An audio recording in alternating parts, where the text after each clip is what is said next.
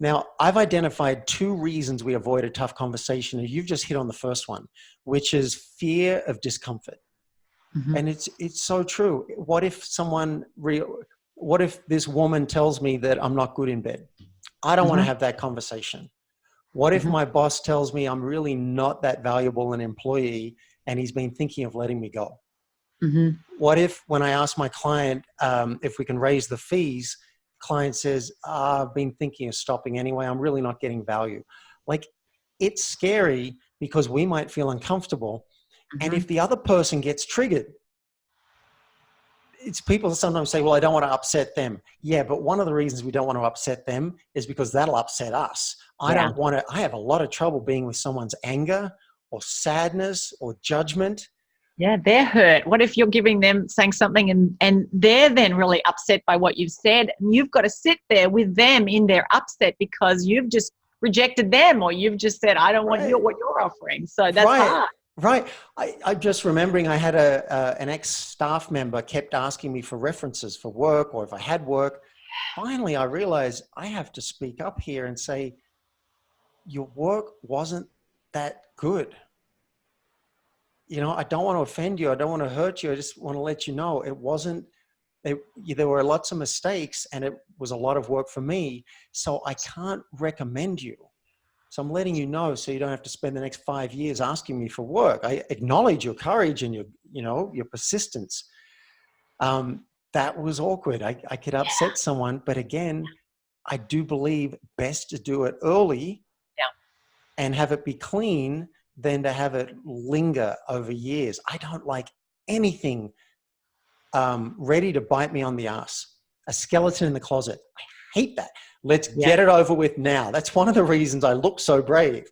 I'm just not willing to wait in the cupboard for the other shoe to drop, to mix my metaphors. I think the toughest conversation is often the one you have with yourself in the weeks and months and years leading up to the actual conversation. Yeah. Yeah. It's The sleepless night. yeah, it's now look, let's be honest, sometimes it could be a train wreck. It's possible.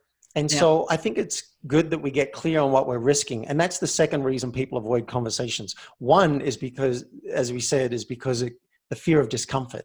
But the second reason is fear of loss. If you bring up something and rock the boat, you might lose, in extremes, you might lose your job, your reputation, your partner.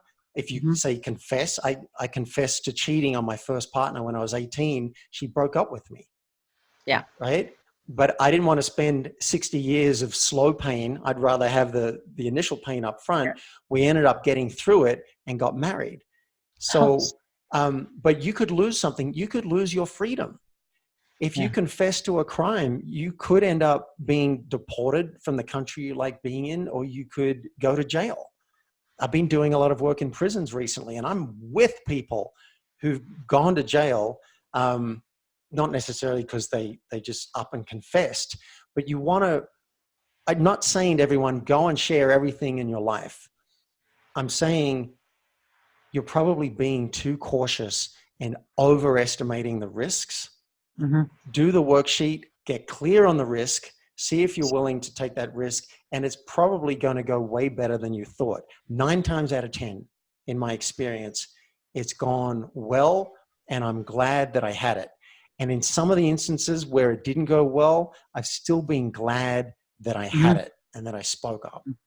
Yeah. So we tend to learn to hide things and sweep things under the carpet. But the liberation that's possible, this is why we watch feel-good movies. One of the reasons you watch a feel-good movie, someone goes and takes a risk.